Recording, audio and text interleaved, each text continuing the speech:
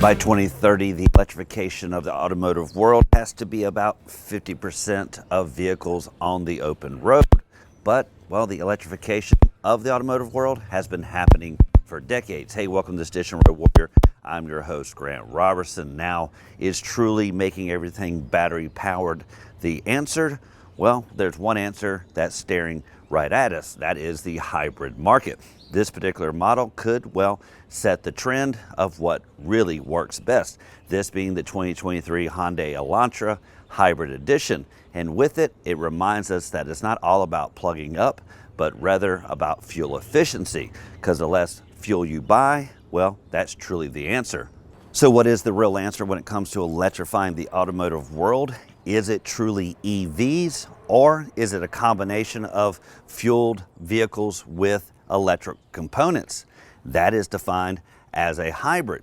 These vehicles being out for decades truly might be the answer that's been staring at us for decades, and we might be losing sight of, because as we move into all electric, well, that creates another problem. It requires a lot of vital resources to make those batteries. What do we do with them when they're done? Have we truly set up a recycling program to take those batteries, recondition them, whatever it may be, to get them back out onto the market? Are we simply just trashing them and starting anew? Because that is really depleting vital resources, where a model like this is self-contained, self-motivated, and doesn't need the electrical grid to keep it rolling. Interesting, in my driveway are two vehicles with more than 500 miles of range, but they get there in two distinctively different ways. One being my Yukon XL with a V8 under the hood, the other being the hybrid Elantra with a 1.6 liter four-cylinder hybrid engine. There's also differences when it comes to fuel tank. For that vehicle to get where it's going, it has a 28-gallon tank and, well, modestly 14 to 16 miles per gallon.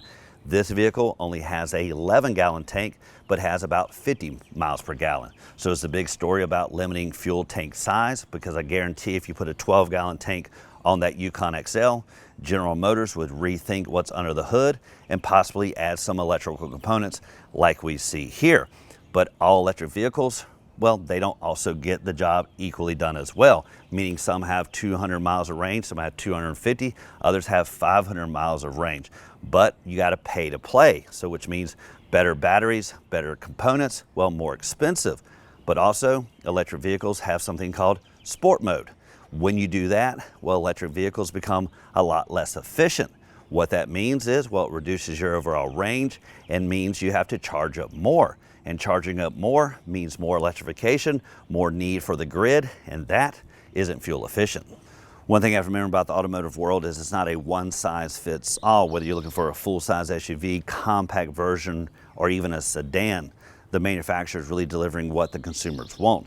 That's why I like hybrid models, because it doesn't have to change the mindset of the person sitting behind the wheel, because it still gets the job done. Combining electrical motors with traditional gas combustion engines still gets the consumer there without changing their habits. It also means occasionally you might have to do a little splash and go, but it still delivers that fuel efficiency. That, compared to all electric vehicles, that truly makes a one-size-fits-all. It has to change the mindset of the person behind the wheel, has to change their overall behaviors and rethink, reimagine what they know. What it also means is, well, a build out of the infrastructure, bigger electrical grid, bigger components, bigger transformers, bigger all of that. And, well, we're just not there. Therefore, a one-size-fits-all has never really worked in the automotive industry. So hybrids is a nice blending of those worlds. So instead of one size fits all, you could say it's one brand fits all. Basically, Hyundai delivering tons of options, specifically right down to the EVs on up to hybrid, plug-in hybrids, and traditional vehicles. Now, are we moving away from the typical engine setup? Well, probably, but that's the key component.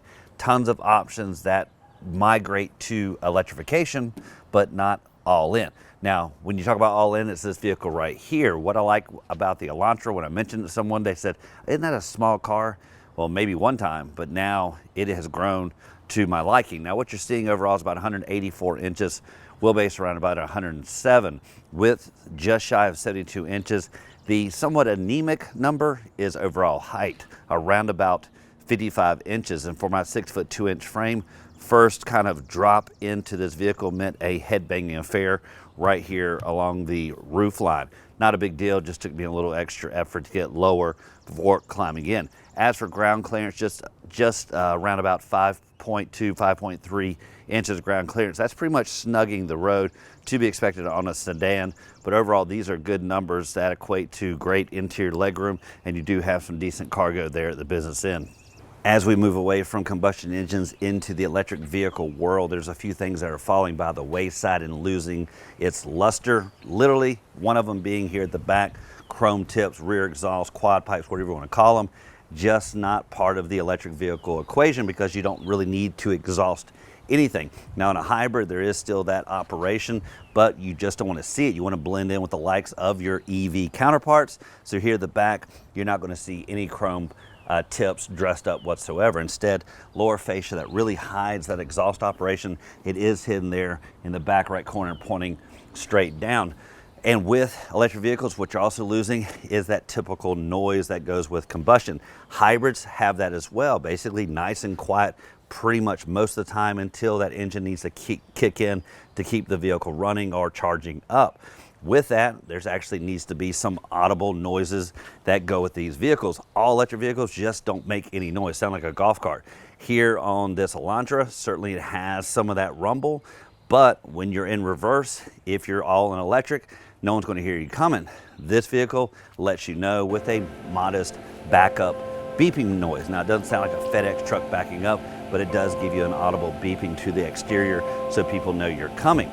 At the back, when it comes to design, what you'll notice across the Elantra is geometric chiseling up. Interestingly, at different angles, you really don't even notice it on the side, but when you're straight on, you can see all those hardline geometric shapes that really chisel this vehicle up in a visual sense. Here at the back, pretty nice and sloping rear end, really culminates back to this rear spoiler, a little angular approaches all the way around. As for the cargo ability of this, what you're going to see is around about 14.2 cubic feet. And what you'll notice is sedans are slightly evolving into more of a hatchback, crossover, small SUV-like look. Sedans are just not really getting the job done for the families on the go because 14.2 cubic feet seen here translates to around about 22 cubic feet when you square off this back end, make it look more SUV-like, and delivers more for the family on the go. As I mentioned earlier, 1.6 liter four-cylinder engine coupled with those electric motors. Overall, you're seeing 139 horses, 195 foot-pounds of torque, is coupled to a 6-speed EcoShift dual clutch transmission. Basically, this vehicle doesn't have a ton of pep in its step, but that torque does deliver kind of get up and go off the line. This vehicle only coming in front-wheel drive.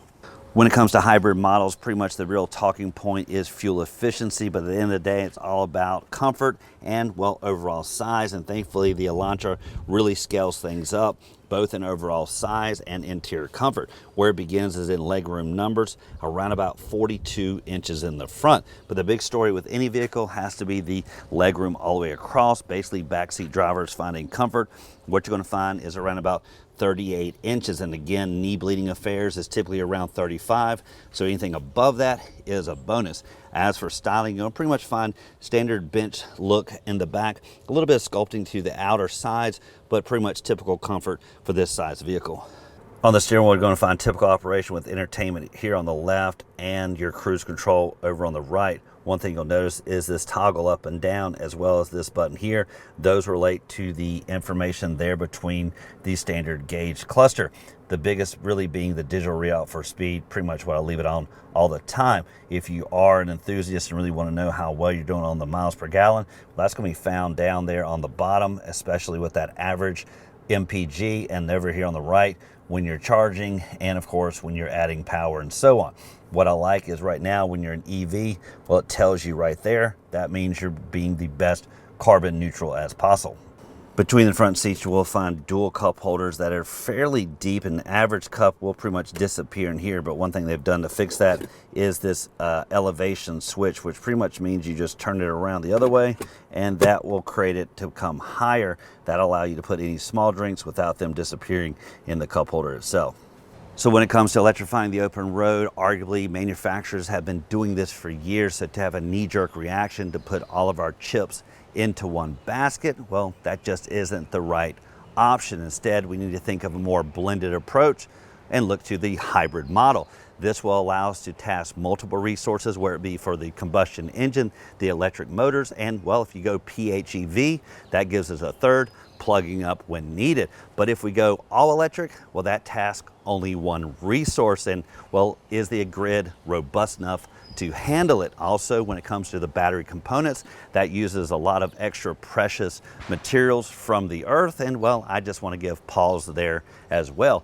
Overall, if we look to the hybrid and well, maybe set that precedent across the models, that will be a more sound and logical approach. Now, as always, thank you for watching this edition of Road Warrior. Keep both hands on the wheel and eyes straight ahead.